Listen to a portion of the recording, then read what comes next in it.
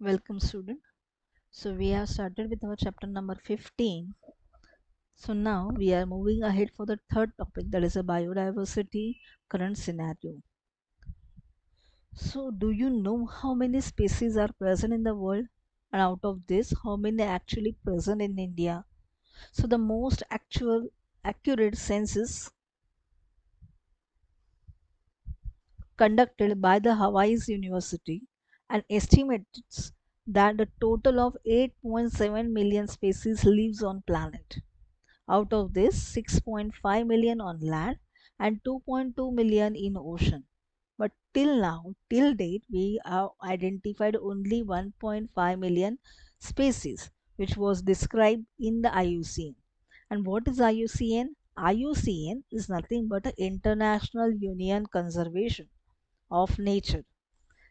This The founder of IUCN is Julian Huxley, and the role of the IUCN is a global authority on the status of natural world and the measures needed to safeguard it, which work on survival, environmental law, protected areas, social and economical policies, ecosystem management, and education. The aim was vision and mission. Mission to encourage, assist the society to conserve the integrity and diversity of nature and to ensure that any use of natural and resources is equitable and ecological sustainable. That was a major role of IUCN. Then we have discussed the Robert Mays, who has given the estimate that 7 million species present around the globe. Then he put forward three different pie charts of known species of organism, then known species of animals and known species of plants. Then we have we have discussed about the how India contributes, how much percent of contribution of India in the total biodiversity. Then we have discussed about loss of biodiversity with a three extinction type, that is a natural extinction, mass extinction, and man-made extinction. Natural by the earthquake, volcanic eruption; man-made by the habitat destruction, hunting, settlement, over exploitation, reclamation; and mass extinction means what? Full period. It is a full mass extinction from the period, that is from Cretaceous to Cenozoic period, and between the Triassic to Jurassic period is a mass extinction of organism takes place. So here we have discussed these photos. So there are four evil quartets: habitat loss and fragmentation, overexploitation and alien species invasion, and co-extinction. So habitat loss and fragmentation is a prime cause of destruction. That is a reduction in natural habitat, local degradation. Overexploitation means what? Human has a tendency to accumulate beyond their needs, which results in overexploitation. So here are the two examples that we have seen.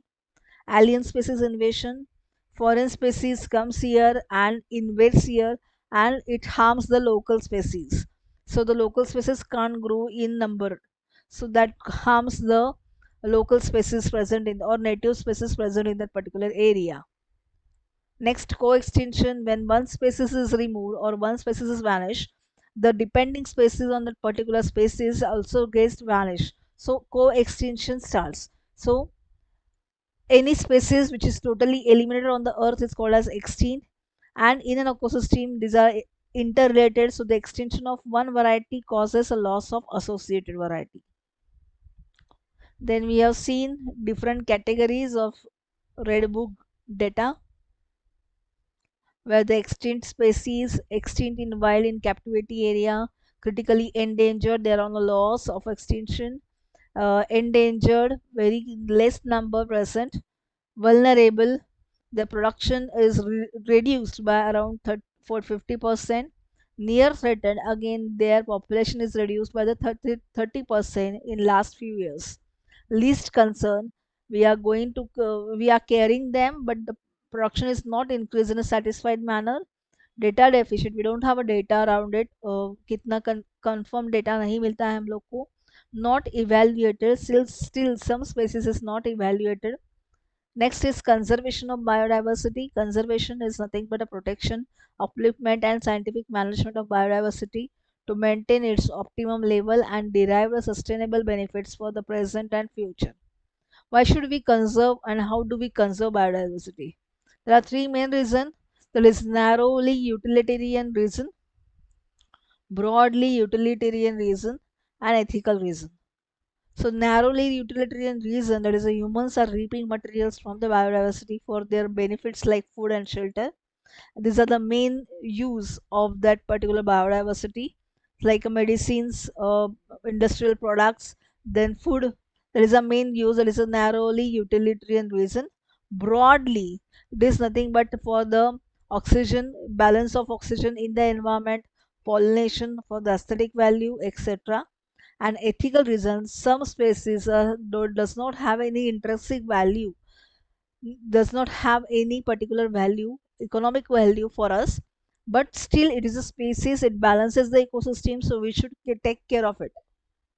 How do we conserve the ecosystem, sorry, biodiversity? There are two types, in situ and ex situ.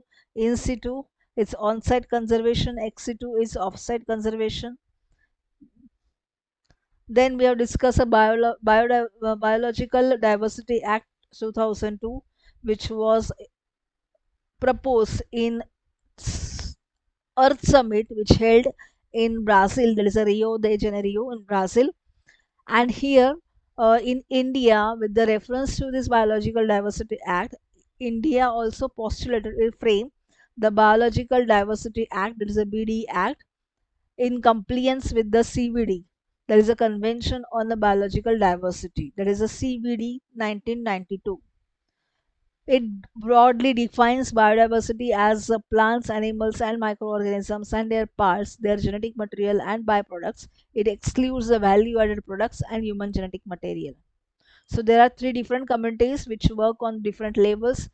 National level, there is a NBA, state level, state biodiversity boards, and local committee which takes a watch, which keeps a watch on the particular area. Next, we have discussed the environmental issues, different types of population. So next is, in this chapter we also discuss about greenhouse effect. The greenhouse effect is a natural process that warms the earth's surface and the sun's energy reaches the earth's atmosphere. Some of it is reflected back to the space and rest is absorbed and re-radiated. That is by the greenhouse gases. And this absorbed energy again warms the atmosphere. So the earth's surface re-emits the heat in the form of infrared radiation.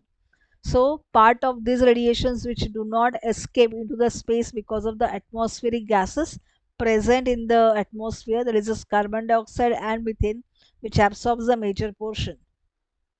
So here we have seen different types of greenhouse gases. Then we have discussed about the global warming.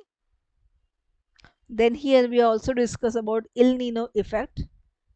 Then ozone depletion, that is in stratosphere ozone is photo dissociated and generated by the absorption of short wavelength UV radiations. So this layer acts as a shield that absorbs the UV radiations from the sun and protects all type of life on the earth.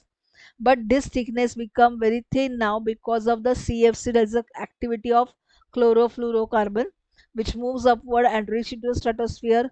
The UV rays act on them and releases Cl atom. This Cl atom degrades the ozone, releasing molecular oxygen. As the Cl atom is bigger, sorry, the Cl atom is maximum, it releases, degrades ozone and releases molecular oxygen. So वो जो layer है ozone का blanket है, it becomes it depletes.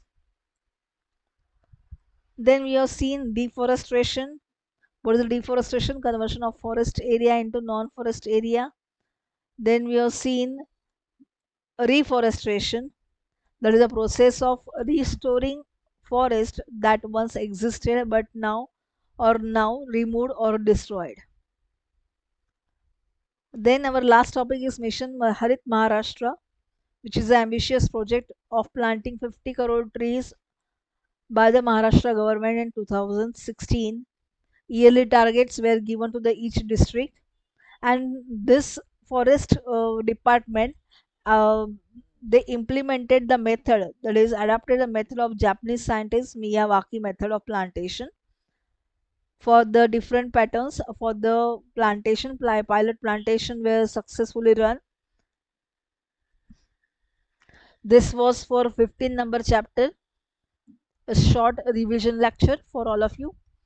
Let us stop here.